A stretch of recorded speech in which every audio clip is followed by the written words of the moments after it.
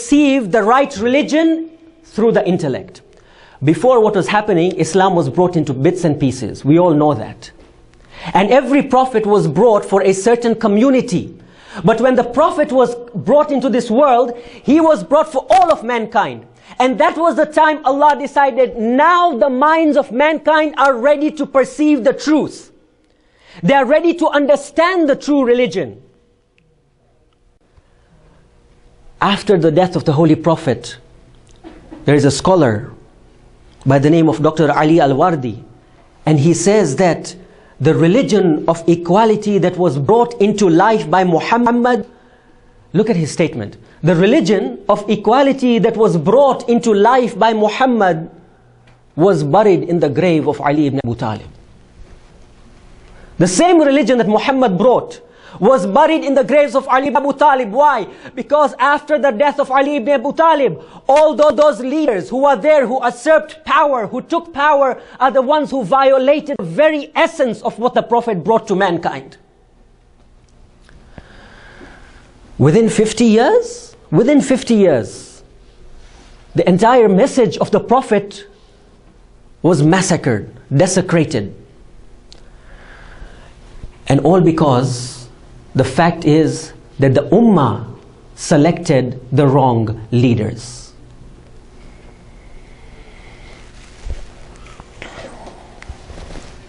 Montesquieu, he's a philosopher. He says that for good enactment and timely enforcement of a law, it is better if people's mentality is ready for accepting it. So at that time, when the Prophet came, Allah had decided that the mentality for the people was ready. Now you and I are waiting for the 12th Imam. The question is our mentality ready for the leadership of the 12th Imam? Is our society ready for the leadership of the 12th Imam? The same way that society was ready, but they were in... Recite Salawat, please.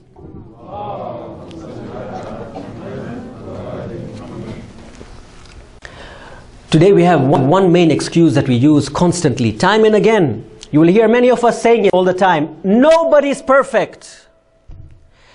Ask yourself this question. Are we saying nobody's perfect because of the fact that we are fallible and because we understand we are fallible? Or are we saying nobody's perfect because we are covering our deficiencies so that we can do it again and again and again? So when we do it the second time or the third time, whatever it is, nobody's perfect. The sixth time, nobody's perfect. The question is, why are we saying no one is perfect when Allah Himself has said in the Holy Quran, this day I have perfected your religion? But we keep on going back into the cycles of society simply because we cannot or we are not ready to achieve the society that the 12th Imam is waiting for. We are not ready. I gave you an example and I won't give you this example again. Salman Muhammadi, who was imperfect by all means when he was born. He was worshipping fire. Ultimately when he died, the Prophet said, Salman min Ahlul Bayt. He is one of us, he is one of the Ahlul Bayt, when he was not even born in the family. And then I give you examples of Abu Dhar, Maytham Tammar. All of these were loyal companions. Look at the life of Maytham Tammar. In the end, despite the fact that they told him, do not speak of Ali ibn Abu Talib, they hung him upside down on the tree. And they still cut off his tongue, threatening him, we will cut your tongue off. Do not say the praises of Ali ibn Abu Talib. But he refused. He kept on talking about Ali ibn Abu Talib, and finally they cut off his tongue. He lived in a less than imperfect society. But you know what? He did not let his faith go astray. He did not let society rule him. Rather, it was he who ruled society. With the passion he had for Ali ibn Abu Talib.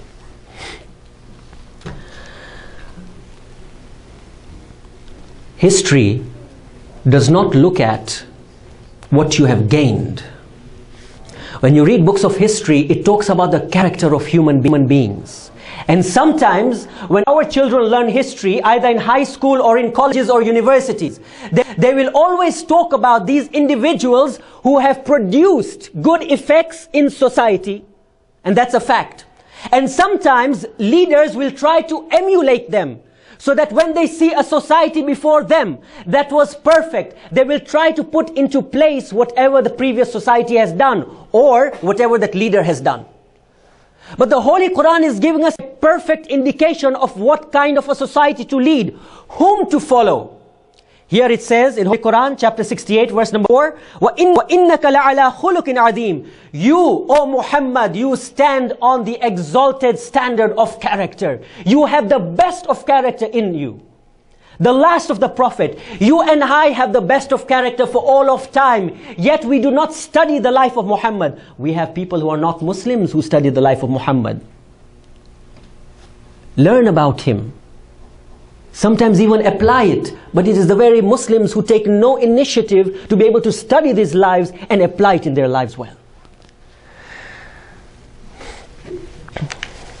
Imam Ali says, we have this book, this Quran. The full code of conduct is in the Quran.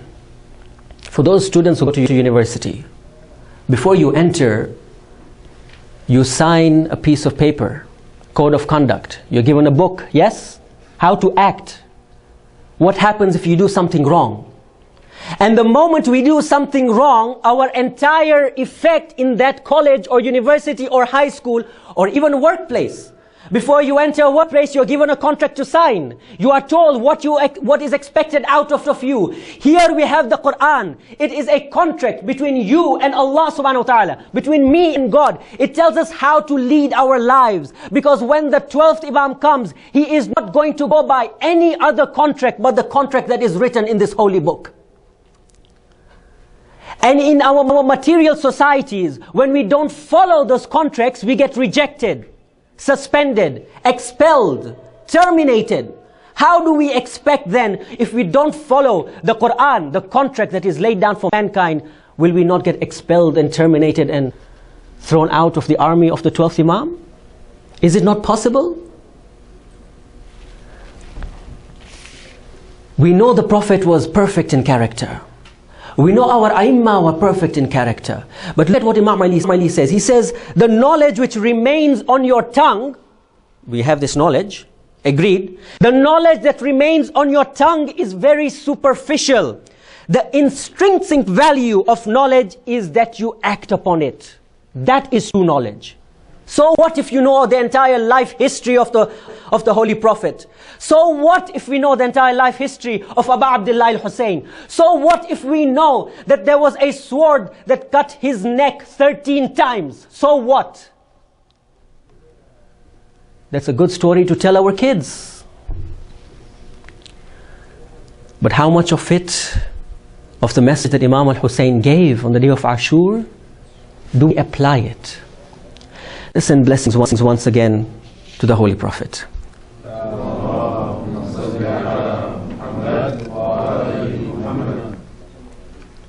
In 2003, unbeknown to us,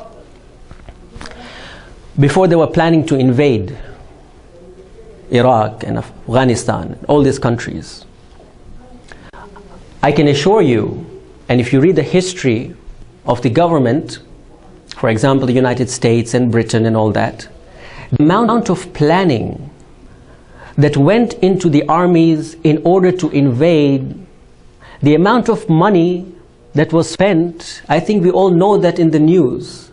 Exorbitant amounts of taxpayers' money was used for these armies. But this was for a specific purpose. When you look at a case whereby we don't have to invade a country, you will notice that every country will still reinforce its army. It will train its soldiers constantly, again and again and again.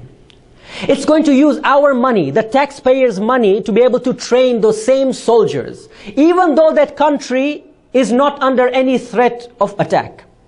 Even though.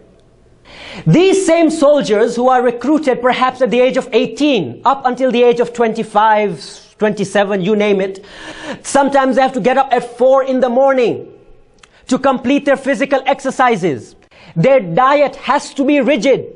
They cannot eat anything they want. Why? Because it is going to affect not only their physical status, but their mental status as well.